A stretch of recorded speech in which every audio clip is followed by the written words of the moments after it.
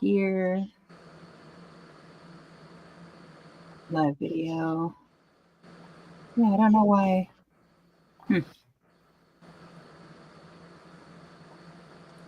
Okay, it looks like we're live. Hey. Well, hey everybody. Hello. If you see Fran, you already know that it is Friday. So welcome to Fran and Friends podcast, where the tagline and motto is finding healing through self-discovery. And when we find ourselves going through that healing process, sometimes we experience some stinky stuff. So speaking of stinky stuff,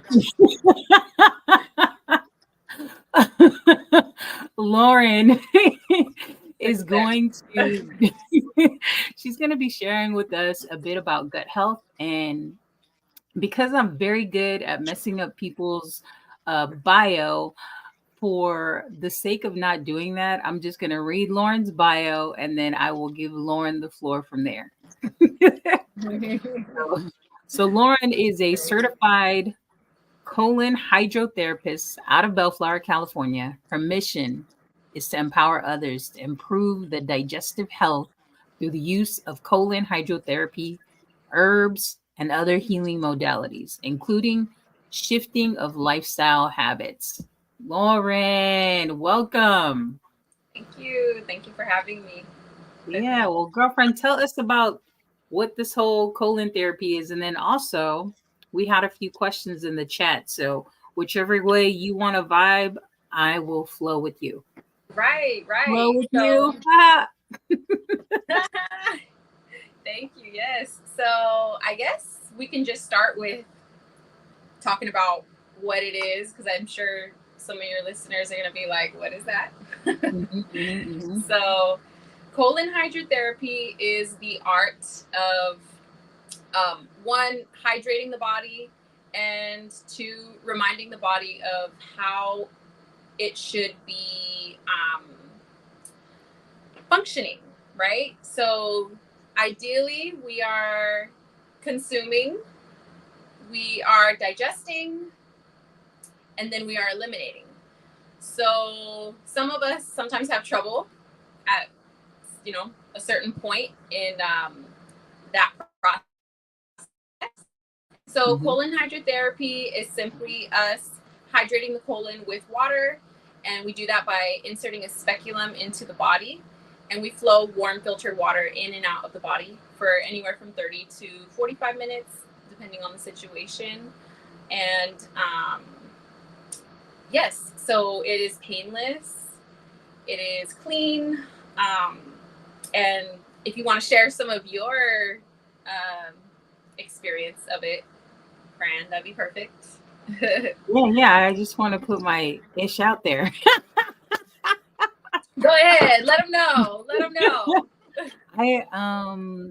I came to you because I wanted to cleanse out my tummy, and I don't know, I saw some post either on Instagram or something saying that our intestines are about like the length of our own physical body. And I thought, I wonder how much stuff I got stuck up in there. And so my first experience with you was like, I was really anxious because I'm like, how is this gonna go? I hope I don't myself. And just all kinds of things went through my head, but it was a very easy experience. You made me feel very comfortable in the space, like this is something that you do all the time, and that the people that come in there, they come in for some of the same reasons, really wanting to recalibrate their health. And so I laid down on the table and whoop. There's this big old machine that I'm looking at while she inserted that spectrum, or is it septum or spectrum, whatever that thing was. Yes, speculum. Yep, in my hiney. And then she pushed start, and then here I am just watching my poo go across the screen. And I'm just like, oh, cool. What's Yeah. interesting is that like the two different times, well, we've done it a couple times. One of the times when I really wasn't eating well, that my poo didn't flow as easily through the system. But when I wasn't fasting and was eating well, that it flowed right through the Yeah. system. And then Yeah. I mean, I didn't really know what I was looking at besides my poo, but she did Right. show me, okay, hey, these are some dry stuff that has been in there and Absolutely. for some time. Yeah. So it was a great experience, and every time I left, I always left feeling lighter. Yeah.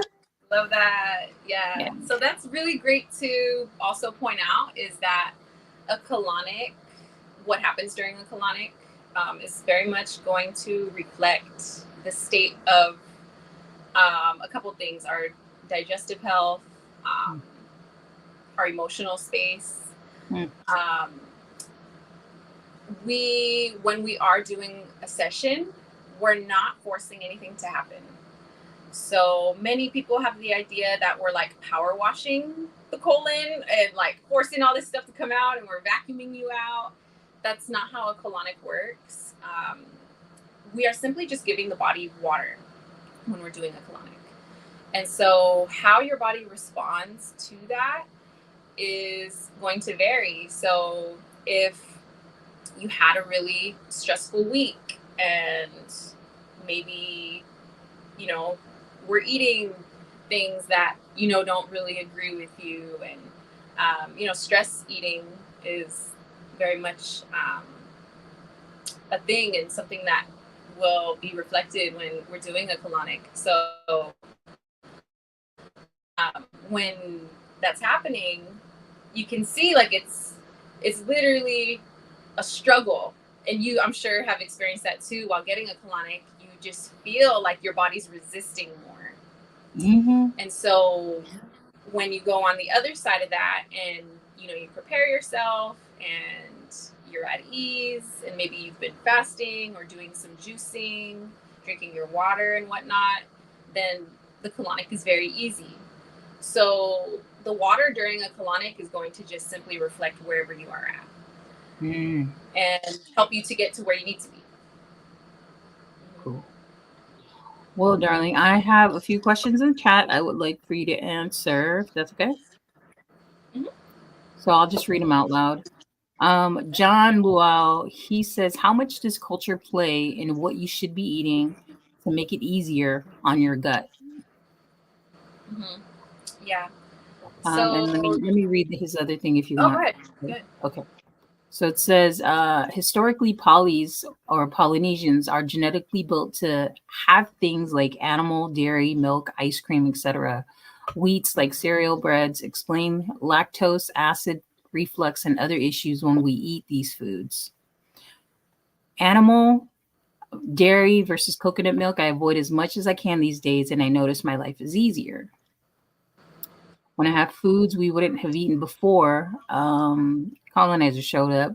I'm usually good, so I have prepped for eating foods like bread, 2 pieces of toast instead of the whole load. That kind of change. And then he says, anyhow, looking forward to the podcast. So it is in your court, darling. Yes. Thank you for the questions, John. So,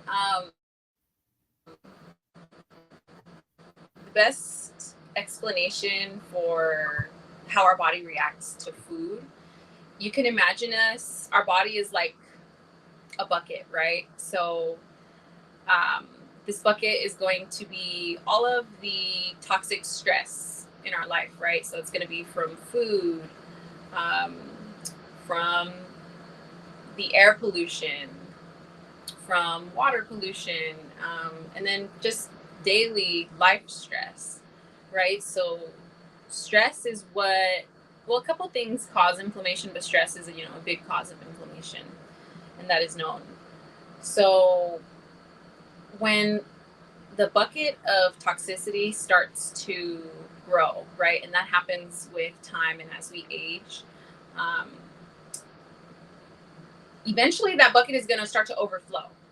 Mm. So when that starts to overflow, that's what's going to start to look like food allergies, food sensitivities.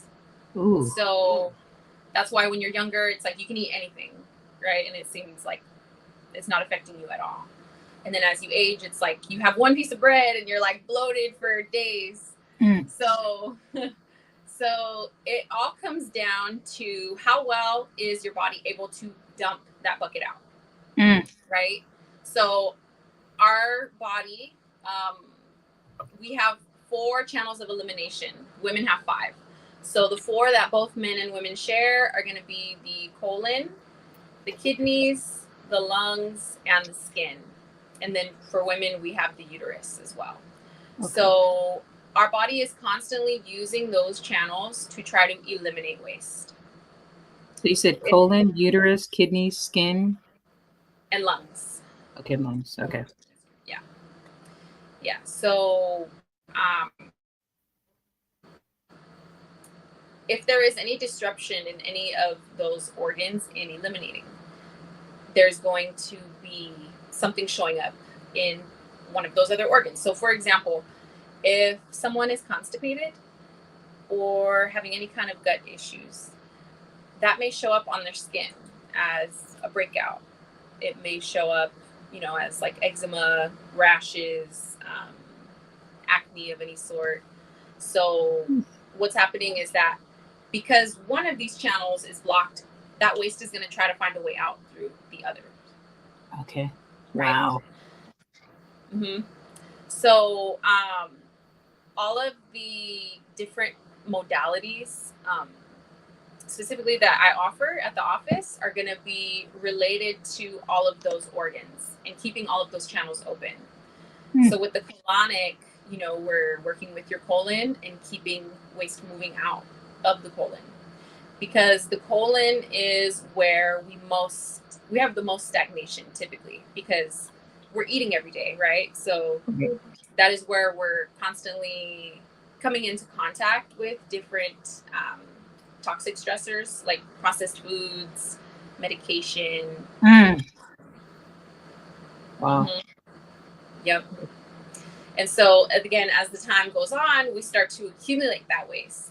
And so to kind of circle back to the question, with breads, milks, the typical things that people are now having more reactions to and more allergies and responses to, those also tend to be the foods that are the most processed. The ones that are here that he's referring to, the milk, the ice cream, right, all the most milk, processed? the bread. Mm-hmm. Mm-hmm. Wow. Yeah. Stay away. More processed foods. Unfortunately, I don't know. I know you mentioned is he in New Zealand? Yeah, he's in New Zealand. John is in New Zealand? Yeah. Right. So I'm not sure the quality of things over there, but I know it is just kind of like a worldwide phenomenon that we process our food. It's convenient, it's better for business, all that. So yeah.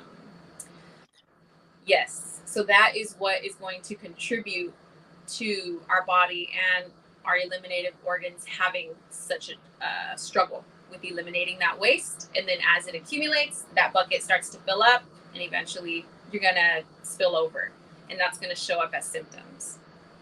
Thank you for that, Lauren. Somebody else, I had I guess a comment here. I noticed that when I stress, this is interesting. So the stress and the food they all take into play for our digestive health. Is that what I'm hearing? Mm-hmm. Okay. I'm sorry, can you repeat that? Sure. I was saying the stress and the food that we eat, they all take into play for our digestive health. Mm-hmm. Absolutely. Yeah. Stress probably, I would say, is actually even more influential to your gut health than what you're eating. Really? In what way? So the same way, well, let's start with your nervous system. Your nervous system directly connects to your digestive system. So we have the spine, and then nerves that come off of the spine, they wrap around the digestive tract. So that is how our brain and our gut are communicating all the time. That is why we get butterflies in our stomach, gut feelings, all of those emotional responses we tend to Mhm. have in the gut. And a lot of people can, I think, relate to just feeling stress impacting in their gut. Like maybe they'll experience bloating or constipation during times when there is more stress in their life. So, I guess to kind of take a turn in what we're talking about from like the physical to more of the stress and emotional side of things, um, yes, we do tend to hold a lot of stress in our digestive tract. Your colon is also a muscle. So the same way that we can get knots and tensions in our knot or in our shoulders and in our back, we can also hold a lot of stress tension in our digestive tract and in the colon. How do we get that out? How do we help our stomach exercise that tension so that way it's not Mm-hmm. doing that? That way we give it its most optimum health. Right. So I think first, just breathing is very important. I think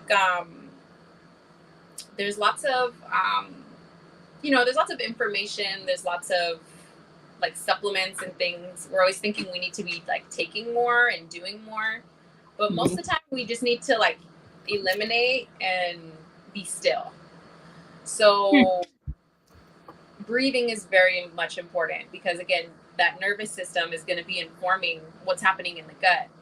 So What do you when mean by that? What do you mean by breathing? Like, okay, we're breathing normally now, but right, like, right. are we referring to So like deep breathing or yeah? yeah, right, exactly. So just taking, even if it's just a couple minutes, like however you can start, take some time every day to just be still. A meditation practice, whatever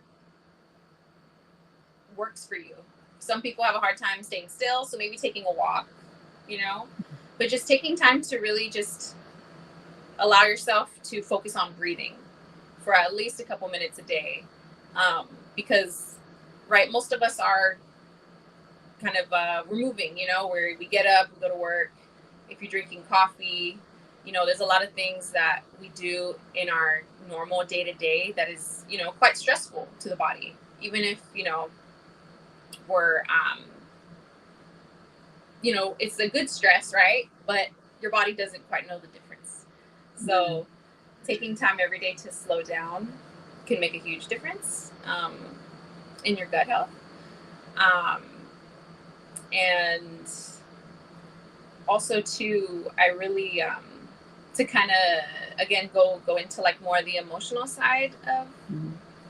colon therapy and gut health.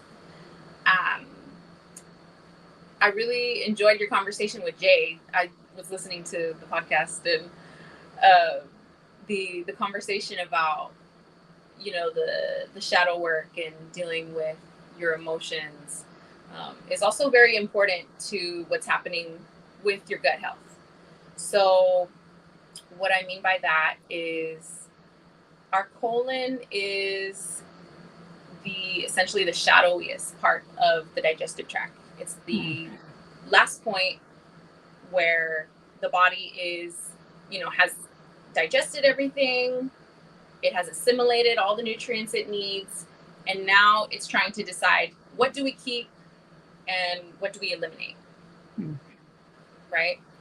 So on a emotional level, that can look like different emotions that we're holding on to, like fear, shame, guilt. Mm. The digestive system is going to be storing that. So on a kind of deeper level is that is what's happening in the gut when we're having, constipation or any kind of gut issues. There's usually some sort of emotion that has informed that to happen. Mm. Wow. Wow.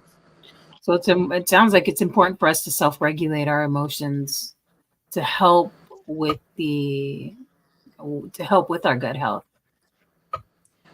Right. So also too, on the other side of that is body work. So body work could be very helpful in us assimilating and digesting our emotions. What does that mean, body work? So by body work, that would be, colon hydrotherapy, acupuncture, massages, infrared sauna use, all of these different physical therapies that we can do Oh, to nice. help our body to be able to move past whatever it is experiencing. So, ladies, you can use that as an excuse to go get you a massage, go to the sauna. Yes. It's your gut health. You are being Yes. preventative. So, what is the importance of hydration in our colon? I know you explained it earlier, but just for those that might just be tapping in. Yeah, definitely. So we are a good percentage of our body whole. A large percentage of that is water. So in between all of our cells, that is water. Um, we're living beings. So the same way that, if you don't water a plant, eventually it withers and eventually will die. That is the same for us. So hydration is important, not just for your gut health, but for your overall health. Everything in your body depends on water. But specifically with gut health,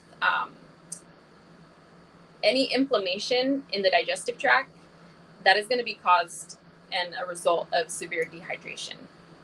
Hmm. So, how do people hydrate themselves? I know that there's water, but like, are there other types of hydration that we can utilize in order to, uh, I guess, help the dehydration? Right, definitely. So water is really important. It's also important to be drinking minerals within your water. Mhm. So a lot of the water that we drink is going to be purified, right? There you go. Yep. Yay! She listens. It's Yes. liquid chlorophyll, y'all. I love it. Yes. So liquid chlorophyll is really great. You can add something like that or aloe vera juice to your water. And you could do that Ooh. daily. That's going to help you to be absorbing what you're drinking. So just like another side thing is that if you drink a lot of water, or maybe you don't drink a lot of water, maybe anytime you drink water, period, if you are peeing instantly, um, that'll be kind of a sign that your body isn't quite absorbing what you're taking in. So you want to Ooh. make some sort of adjustment to whatever it is that you're doing to help yourself absorb it better. So yeah, you can add minerals to your water, aloe vera juice, liquid chlorophyll. Those are all really What, great things. Go ahead. what about the actual aloe vera plant? Yeah, yeah. If you have a plant, you can make your own juice. Just take that inner fillet and blend it up, and you can drink that. hmm And So what would juices as a no, whole are really good as well.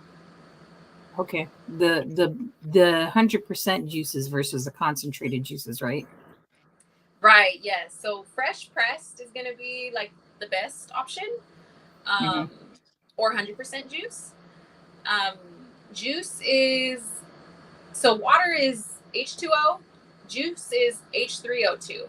So it's a structured water, meaning that it's water, but it also has binded to it vitamins and minerals. And so your body has a much easier time to recognize it and then absorb it. So so getting the actual fruits or the juices from like real fruits, those are easier inhibitors for our body to help hydrate the digestive tract versus regular water. Absolutely. That is way cool. Yeah, because like a lot of things, our water, um, we may not have access to like the best quality water. Right. So you don't need to spend extra money to go and buy like alkaline water or any of those things. Yeah. Just purified water or spring water is fine.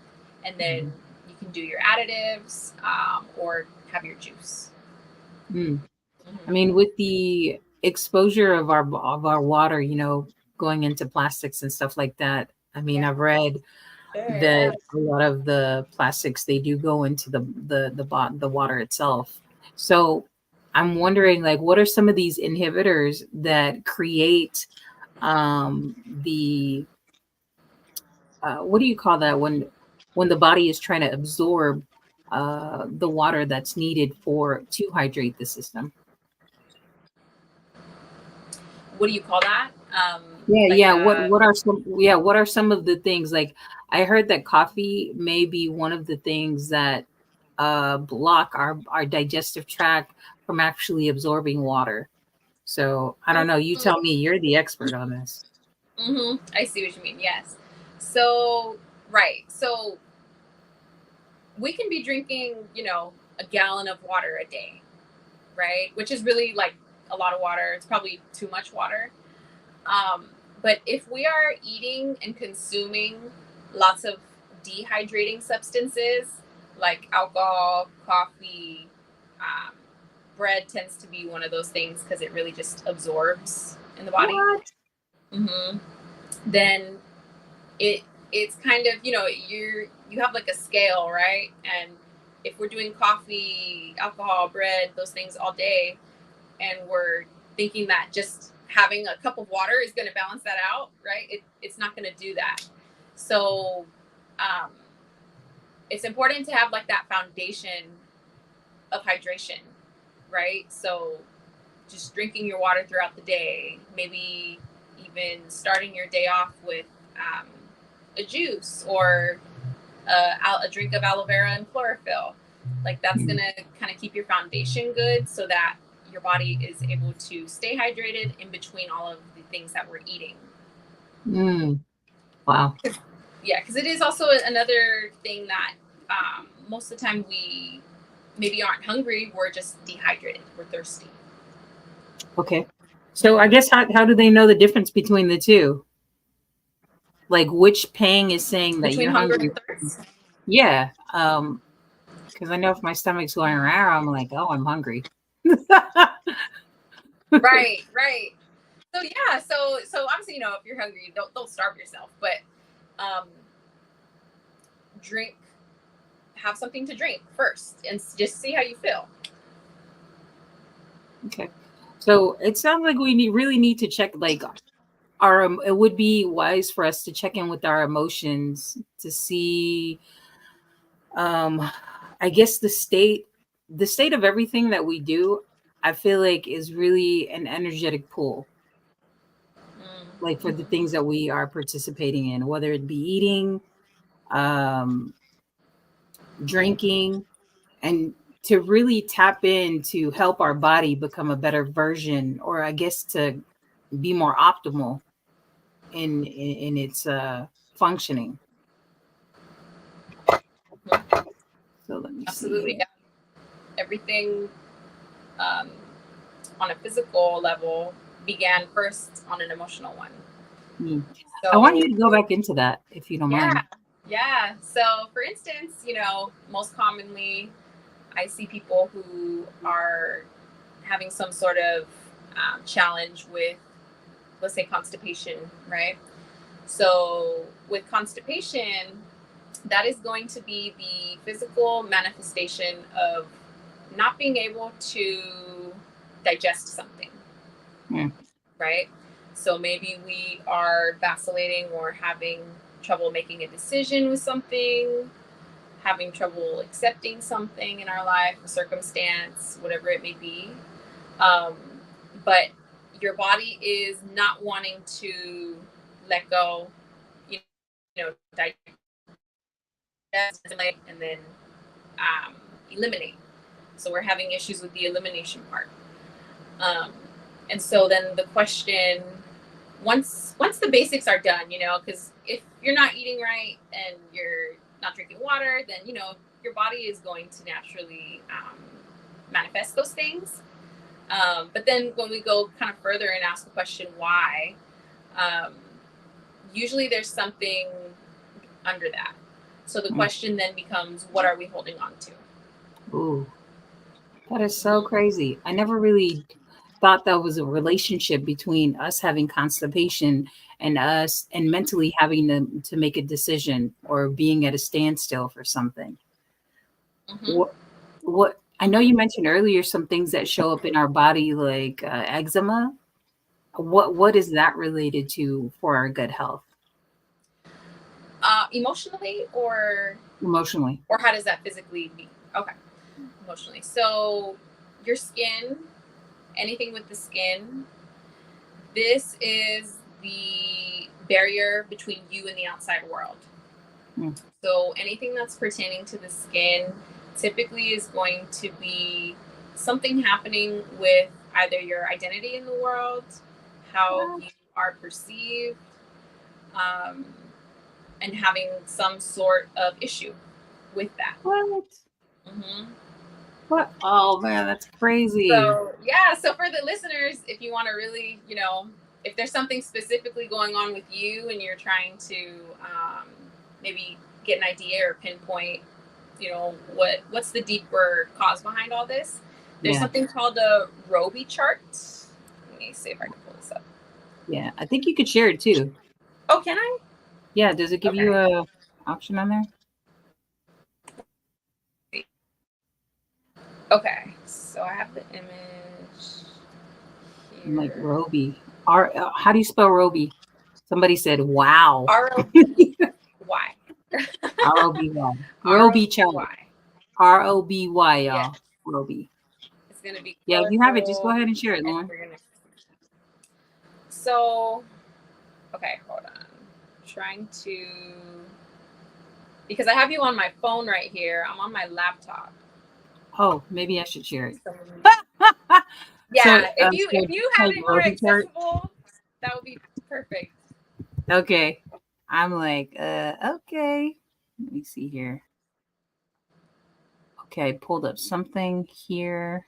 So let me just pull the sample up. So I'm going to click share, present, slides, video, share screen. There we go. Share screen. Okay, the Roby chart. Here's the Roby chart. Okay. Is there something on here you wanted to share specifically, Right, like maybe pull out some examples? right. So, pull this up here. Right. So there are plenty of tools out there like the Roby chart that are going to just kind of guide you to see, like, okay, how is what I'm physically experiencing showing up on an emotional level. So on the Roby chart, we see the large intestines, that orange color on the right side. So it says holding on to the past, ability to move out what is no longer needed. Oh, Mm-hmm. So oh, exactly, what I oh. mentioned earlier. Constipation Yeah, we is need to get our gut physical. right. Mhm. Right. So going back to colonics, that is essentially what a colonic is there for, is to help your body to move through these things, because we're constantly consuming, right? We're constantly digesting food, life, events, emotions, things that happen to us. But how often are we just being still and eliminating? Like, when you're getting a colonic, you have to sit there and feel everything. Like, you're already there, you're already committed. Yeah. So it can sometimes, and I tell people it's not painful. It should never physically be painful, but it is uncomfortable because you start to see this stuff come out of you and you're like, whoa, I need to Girl, change this is something. so deep.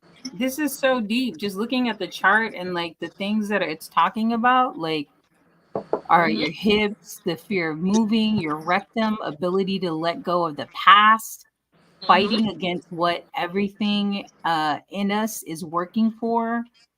The small intestines, assimilating, absorbing, and integrating what's needed. Mm-hmm. Our appendix is the fear of life. Oh my gosh, there's so Right. many things here. Right. So with anything that someone is experiencing physically, there are plenty of tools to understand it on a deeper level so that you can move out of that cycle, um, and heal and get better. So I noticed that on the side that it showed like chakras and stuff. For people that aren't familiar with the chakras, could you help them identify like what that means to them as far as their physical body is concerned, like what the relationship is? Sure. So the seven chakras are actually physically related to the glands in the body, the hormonal glands.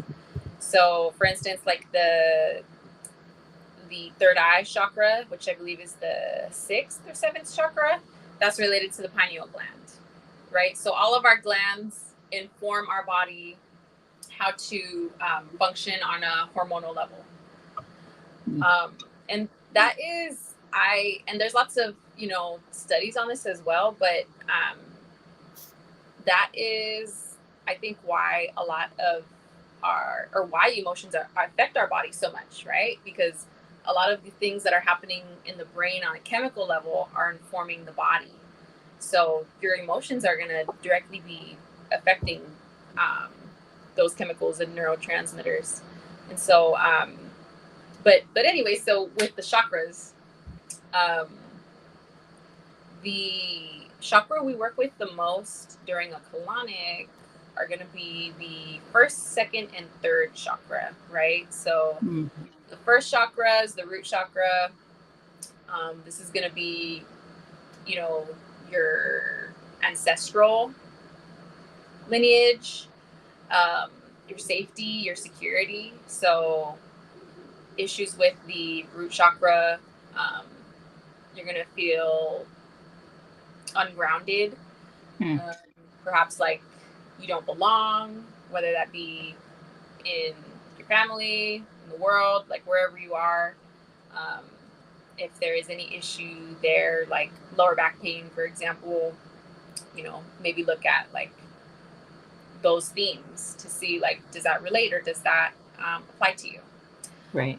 Um, the colonic, or I'm sorry, the colon, that's going to be in the like the second and third chakra, right? So that's going to be your personal power, your self-esteem, your confidence, how you're able to present yourself into the world.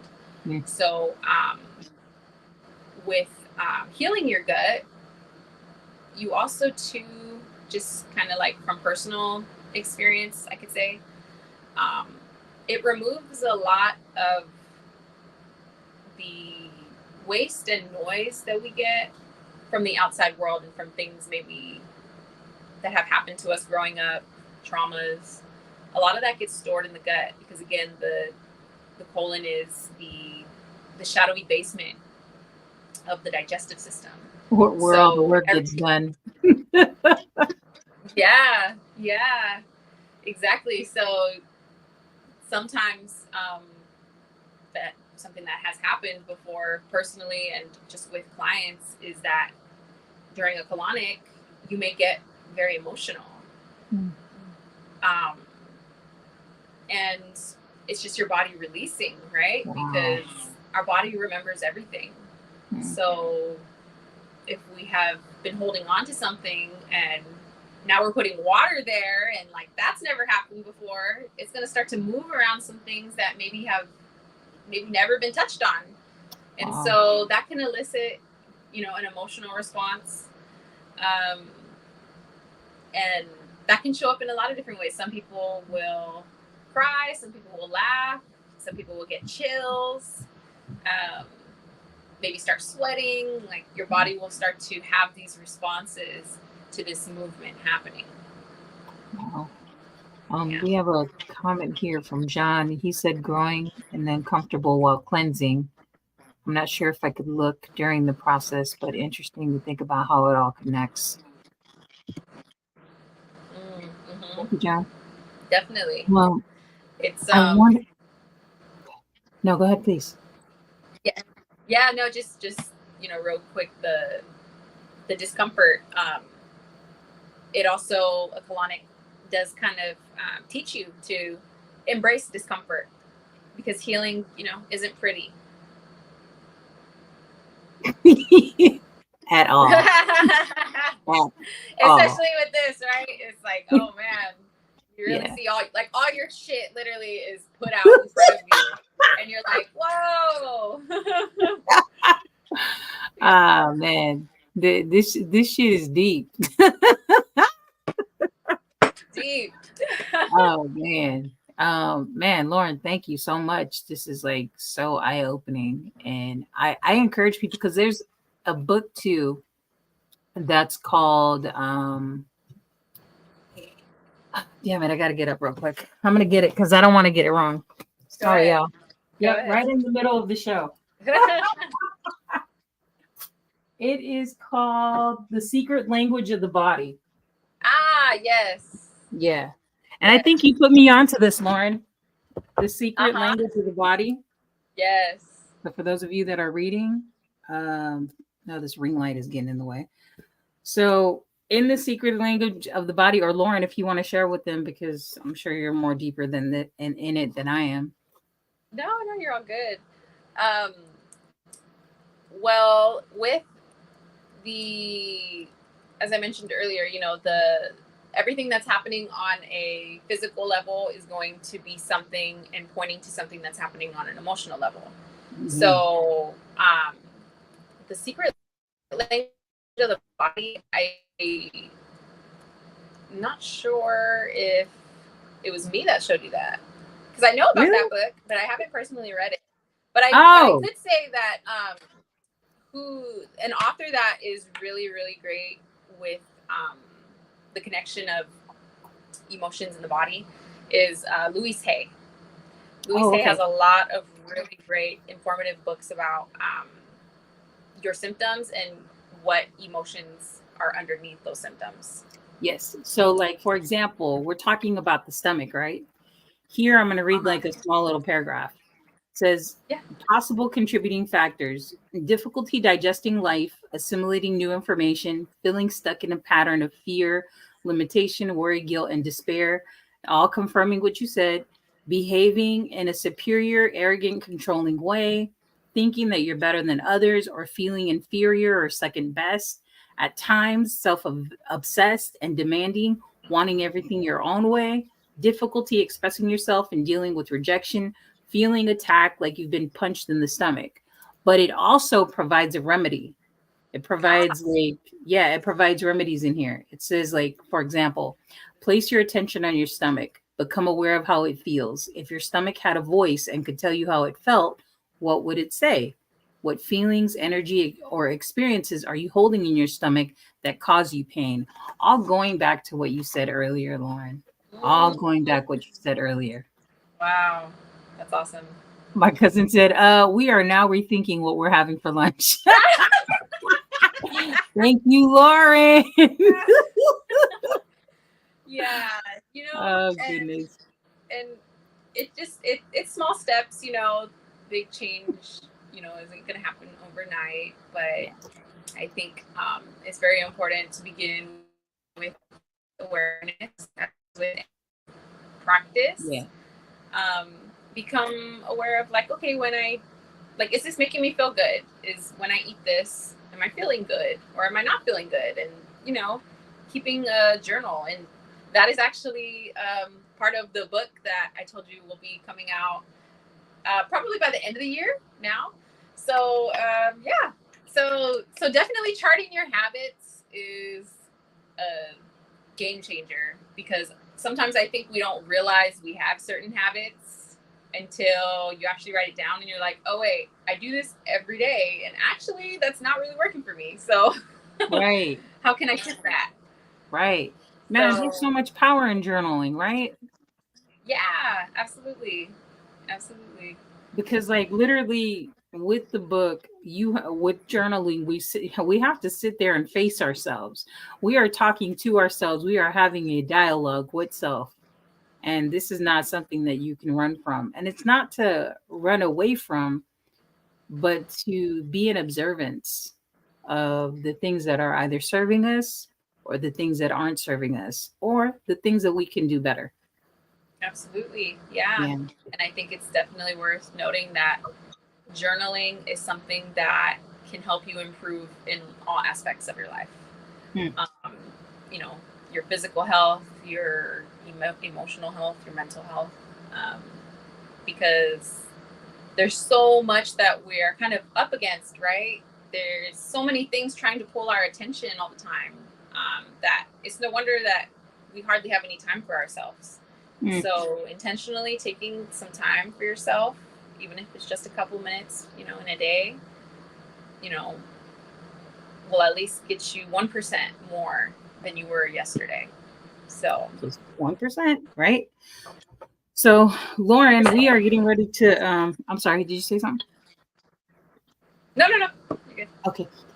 We're getting ready to transition into the last part of our podcast where I ask you a few personal questions so the audience can get to know you a little bit better.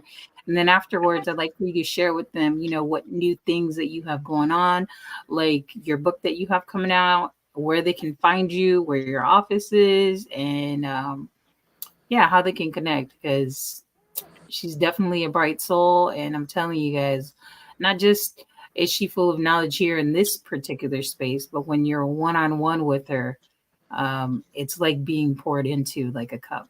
So, Aw, appreciate that. Thank yeah, you're you. welcome. So, your first question is number 3. It says, what's your favorite funny story to tell people? Ooh, my favorite funny story. That is that is one of those questions where when you're on the spot, you're like, dang, what wait, I know you had 3 questions prepared, right? Yes, yes, I could ask you the other two. No Okay, there we worries. go. Okay, okay, okay. All right, number 11. What's your biggest pet peeve? Biggest pet peeve. Ooh. You know, not many things bother me. I think I've kind of intentionally tried to work to be unbothered, right? Mhm. Um, but I think one thing that would bother me is um, just the general, like people being, how do I say it, rude or inconsiderate, Mm, you mm, know? yeah. The lack of awareness Hmm. is something that I'm like, that can bother me. But I also, there's understanding because it's like we all can be that way sometimes. Yes. So Yes. that's also a hard question for me because I'm like, man, there's always like a reason, behind why people do things. Um, so it's hard to let that bother me. But yeah, I would say that. Hmm. Okay. All right. I totally get it. I've been on both ends. Still working on Right, it. All right. Your right. next, Like, I'm sure I do it still too. So yeah. So your next question is, and oh my God, Lauren, this is like a question that we talk about, in the office all the time. oh, Um, what challenge in your life shaped you most? ooh, I know. wow. What You get challenge in it. my life has shaped me? Well, wow. Okay. If I had to choose one, I guess I'll go to the most recent. I Ooh. feel like because yeah, I feel that this having to, and I'm sure I shared this with you before in the office. Taking care of my father in his last years of life, that was something else. That was really blew everything else out the water as far as challenges. Mm, And it's made me, I, in a way, I'm almost grateful for the experience because I got to spend my dad's last years with him, and while it was happening, it was very challenging for me because a caretaker, and I'm in my 20s and I feel like I should be living my life and doing what I want to do, you know, not taking care of my dad. And it completely softened me, and it taught me a lot about empathy and just really accepting where you are in your life in that moment, you know, because and during that time I was having some health issues, things were coming up, and I was trying to understand it, but essentially what it kind of came down to was just complete acceptance, and also completely being honest, you know, with where I was at that time. And I think that has really taught me a lot about, you know, inner strength. It's taught me a lot about, you know, acceptance, and just being wherever you are in your path completely, and trying to learn something from it, because even in the worst situations, I really do believe that there's something that we can learn from in those situations. Yeah. Well, yeah, not only does she help you to clean up your shit emotionally too, she's there. So, Lauren, thank you so much for your energy and your time and for sharing that story about your dad. Thank you. Thank you for having me. I'm Yeah, really yeah. nervous. This is my first speaking engagement, so I was really What? nervous. What? Ah, girl, it's just us in the office. I know, right? I know. But tell the people where they can find you, your handles, what's Yes. going on, what's coming up for you. Yes. So, by the end of this year, I do plan to have my habits journal done, What's it called? to be purchased online. It's called well, actually, let's not talk about the title yet, because I've been vacillating between so many different names. Okay. So that is probably going to be one of the last things I decide for whatever reason. But Okay.